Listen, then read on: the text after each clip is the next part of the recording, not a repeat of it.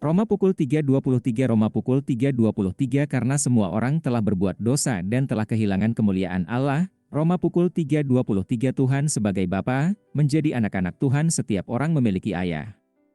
Alkitab mengklasifikasikan orang sebagai anak-anak Allah atau anak-anak iblis. Status kita diungkapkan oleh sikap dan perilaku kita. Tidak seorang pun yang lahir dari Allah akan terus berbuat dosa, karena benih Allah tetap ada di dalam dia. Ia tidak dapat terus berbuat dosa, karena ia lahir dari Allah. Jadi kita tahu siapa anak-anak Allah dan siapa anak-anak Allah.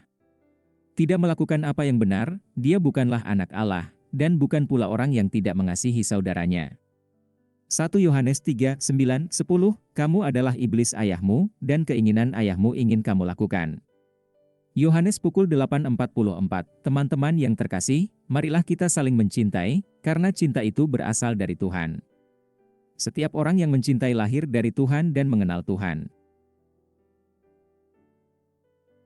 1 Yohanes 4:7 Karena semua orang telah berbuat dosa dan telah kehilangan kemuliaan Allah. Roma pukul 3:23 Bahkan orang Kristen, sebelum mereka dihidupkan di dalam Kristus, pada dasarnya adalah anak-anak murka, sama seperti orang lain.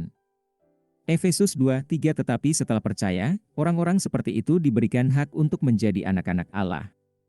Tetapi kepada semua orang yang menerima Dia, kepada mereka yang percaya dalam namanya, diberikannya hak untuk menjadi anak-anak Allah. Yohanes pukul 1:12 Ada perubahan status.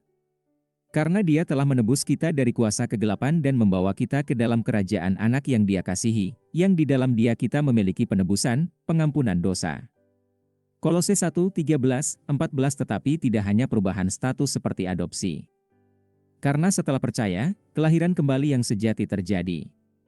Aku berkata kepadamu, sesungguhnya jika seseorang tidak dilahirkan kembali, ia tidak dapat melihat kerajaan Allah. Dia yang lahir dari daging adalah daging, dan dia yang dilahirkan dari roh adalah roh.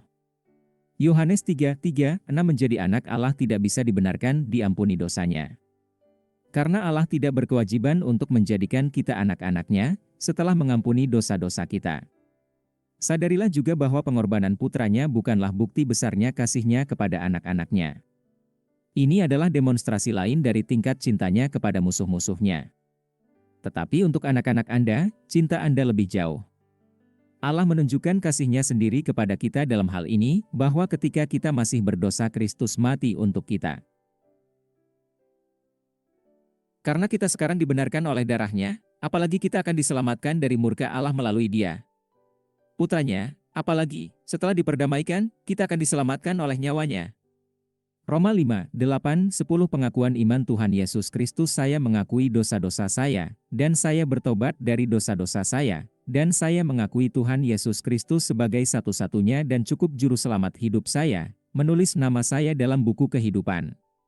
Dalam Efesus 2:8-9 ada tertulis, karena kasih karunia kamu diselamatkan oleh iman, dan ini bukan dari dirimu sendiri, itu adalah pemberian Tuhan. Itu tidak berasal dari pekerjaan, jangan sampai ada orang yang menyombongkan diri. Efesus 2:8-9 Roma 10:9-10 Yaitu, jika kamu mengaku dengan mulutmu bahwa Tuhan Yesus, dan percaya dalam hatimu, bahwa Allah telah membangkitkan Dia dari antara orang mati, kamu akan diselamatkan. Karena dengan hati orang percaya kepada kebenaran, dan dengan mulut orang mengaku kepada keselamatan.